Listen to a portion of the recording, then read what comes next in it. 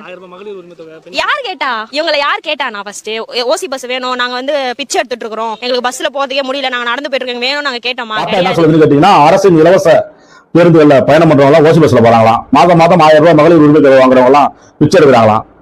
அது 1000 ரூபாய் பிச்சை ராசம். யாரு உங்கள்கிட்ட கேட்டா அப்படின்னு சொல்லி அந்த பாப்பா கேட்குது. இந்த பாப்பாவுக்கு நாங்க சொல்ல விரும்புறது என்னன்னா, உங்களோட பொருளாதார நிலை நன்றாக இருக்கலாம். அதற்காக ஒட்டுமொத்த தமிழ் சமூகத்தில் இருக்கிற 5 கோடி குடும்பத்தோட பொருளாதார சூழ்நிலையும் உங்க பொருளாதார சூழ்நிலையோட 1000 ரூபாய் பிச்சையா பாக்குற அளவுக்கு இருக்குமா அப்படின்னா இருக்காது. எத்தனையோ கஷ்டப்படுற குடும்பங்களுக்கு இந்த 1000 ரூபாய் ஏதோ ஒரு வகையில மருத்துவ செலவாகும், இல்ல ஒரு மளிகை ஜாமத்துக்கோ, இல்ல ஒரு காய்கறிக்கோ, இல்லது ஒரு ஏதோ ஒரு இதர செலவுக்கோ, இல்ல சேர்த்து வச்சிருந்து அவங்க பொண்ணுகிட்ட கொடுக்கறது அப்படின்னு சொல்லிட்டு ஏதோ ஒரு வகையில இந்த 1000 ரூபாங்கிறது அவங்களுக்கு பலன் பெற்றுட்டு தான் இருக்காங்க, பயனடைஞ்சிட்டு தான் இருக்காங்க. 1000 ரூபாய் வேணா குடிச்சிட்டு சாட்டர்டே நைட்டு பெப்ல கூத்தடிக்கிற உங்களுக்கு வேணா ஒரு 2000 ரூபாய் பில்லு கொடுக்கறதுக்கு சாதாரணமா இருக்கலாம். அதுக்காக இந்த 1000 ரூபாய் உங்களுக்கு ஒரு பிச்சை ராசா தெரியலாம். ஒரு 1000 ரூபாய் டிப்ஸ் கூட கொடுத்துட்டு வரலாம். அந்த அளவுக்கு இன்னைக்கு ஒரு மிதமான பொருளாதாரத்துல இருக்கலாம். ஆனா இந்த மிதமான பொருளாதாரத்தை நீங்க அடையிறதுக்கு உங்க தாய் தந்தையோட உழைப்பு இருக்கு. அந்த தாய் தந்தையில யாராவது ஒருத்தர் நிச்சயம் அரசு பள்ளியில படிச்சிருப்பாங்க, மதிய உணவு சாப்பிட்டிருப்பாங்க, பால்வாடி போய் முட்டை சாப்பிட்டிருப்பாங்க, இத்தனை இலவசமே பெற்றிருப்பாங்க, இலவச வடிகணிகள் வாங்கியிருப்பாங்க, இலவச டிவி வாங்கியிருப்பாங்க, இலவச மிக்சி கிரைண்டர் வாங்கியிருப்பாங்க.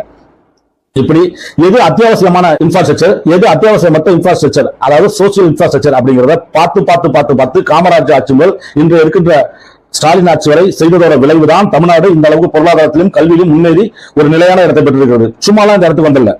ஏன் பிஜேபி ஆளுற மாநிலங்களையோ மற்ற பிற வட மாநிலங்களையோ அடைய முடியாத வளர்ச்சியை தமிழ்நாடு அடைஞ்சிருக்குன்னு கேட்டீங்கன்னா முக்கியமானது எஜுகேஷன். அதுக்கு விதப்பட்டது காமராஜத்தை முதல்ல போய் கேட்கறாங்க, ஏங்க இருக்கிற காசெல்லாம் பள்ளிக்கூடம் சொல்லிட்டு கட்டி காலி பண்ணிட்டீங்க, இப்ப மதிய உணவு வர போட்டுங்களே, அதுக்கு எங்க போவீங்க அப்படின்னா, ஒருவேளை மதிய உணவு சாப்பிடலாமாவது உங்க பாசையில சொல்ல போனா ஒருவேளை ஓசி சோறு சாப்பிடலான்னு அந்த அரசு பள்ளியில அன்னைக்கு நுழைஞ்சவன் தான் இன்னைக்கு மிகப்பெரிய அதிகாரியாகவும், மிகப்பெரிய அரசியல்வாதியாகவும், மிகப்பெரிய தொழிலதிபராகவும், மிகப்பெரிய உச்சம் தொட்ட பணக்காரர்களாகவும் இங்கு விளங்கி கொண்டிருக்கார்கள். அவர்களிடம் ஊதியம் பெற்றுதான் உங்களை போன்றவர்களும் இன்று நீங்கள் ஒரு நிறையான வருமானத்தை வச்சுக்கிட்டு அந்த 1000 ரூபாய் பிச்சை காசுங்கிறீங்க. உங்களுக்கு சம்பளம் கொடுக்க முதலாளிகிட்ட போய் கேட்டு பாருங்க, அந்த இலவசத்தால வந்த பலன் என்ன, அதனால நீங்க பெற்ற லாபம் என்னன்னு சொல்லி தெரியும். நீங்க தத்துவமா நீங்க என்ன வேணாலும் வாய்க்கு வந்து பேசிட்டு போலாம்.